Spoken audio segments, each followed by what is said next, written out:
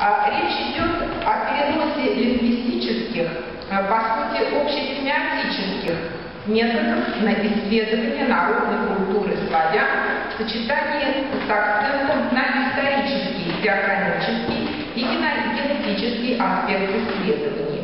В данном случае как раз значимым становится второй компонент наименования этнолингвистика. Это может служить основной характеристикой московской школы этнолингвистики, которая зародилась и сформировалась в 70-е годы прошлого столетия вместе с началом полевого исследования Полесья.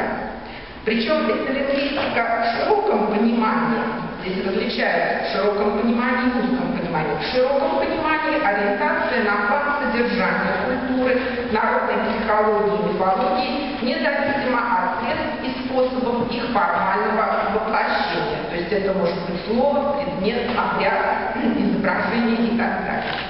В узком смысле слова этнолингвистика изучает именно вербальную сторону народной культуры, поскольку важным источником для изучения народной культуры является язык, прежде всего терминологическая лексика традиционной народной культуры, ее распределение в культурно-языковом пространстве, соотношение с планом содержания, или другими словами, с экстралингвистическими характеристиками слова. Таких исследований играют важную роль в определении путей и времени заселения Балкан славянскими племенами. Так, наиболее распространенная интерпретация этого явления ученые исходят из двух волн миграции. Ранняя, то есть миграция, которая соответствует явлениям периферии, и более поздняя, разделившая южнославянский континуум на две части и составивший центр.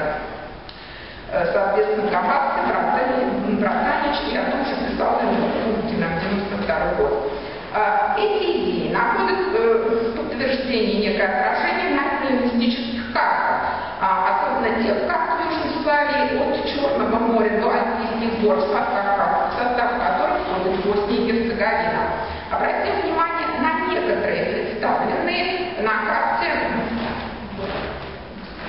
на этой карте явления центра. Что мы здесь видим? Явление центра и календаря.